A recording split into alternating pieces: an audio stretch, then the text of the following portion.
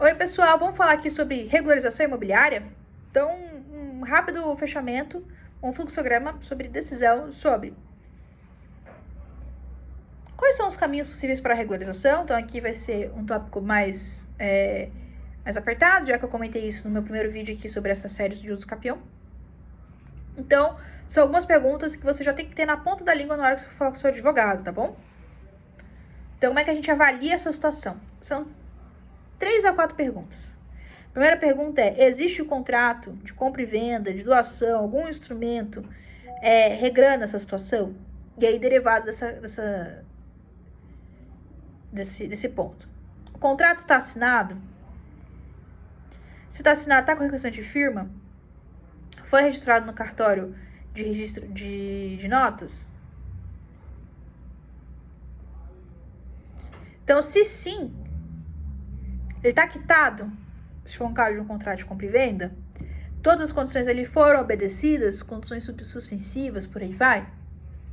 E se não, a gente consegue falar ainda assim que a posse ela é mansa, pacífica, contínua e com ânimo de dono?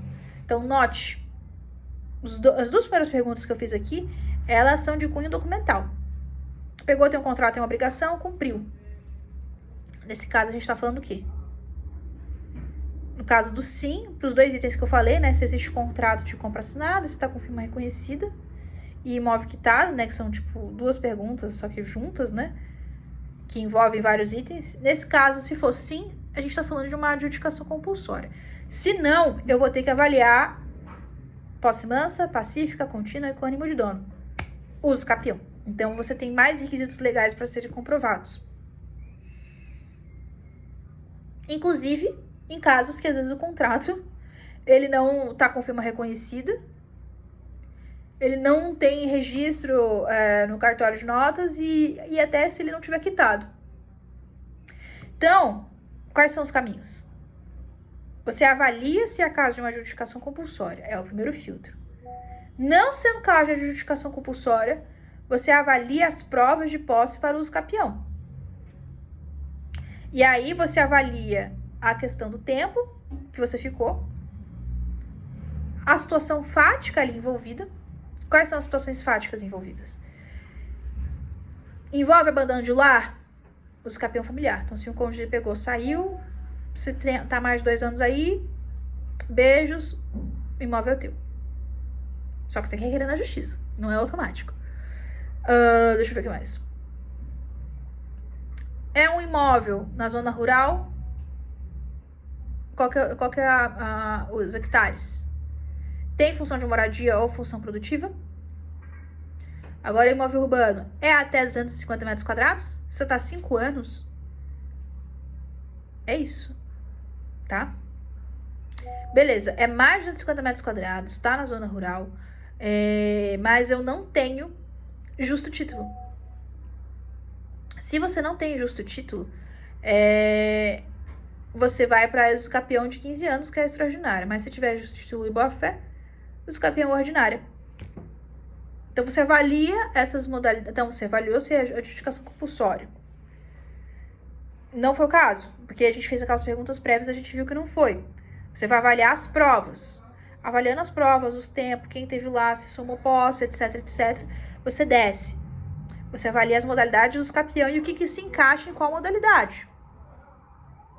Inclusive, se for o caso, até falando, tipo, olha, é aqui essa daqui, mas eventualmente, como o prazo já foi maior, poderia inclusive ser a outra modalidade.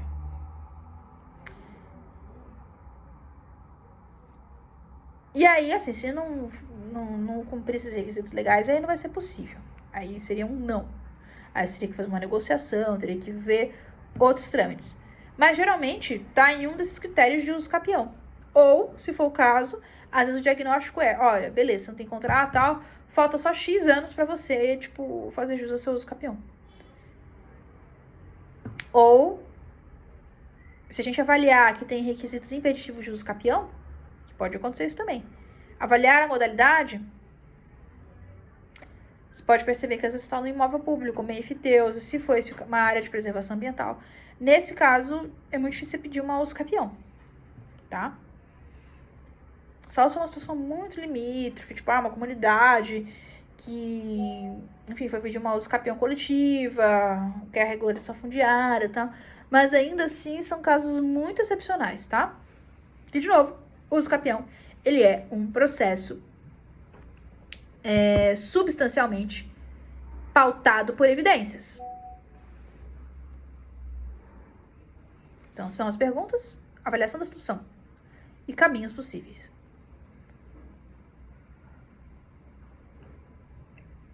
E aí, quando a gente fala de regularização fundiária, a gente pergunta, é uma área urbana irregular? Se sim, você avalia.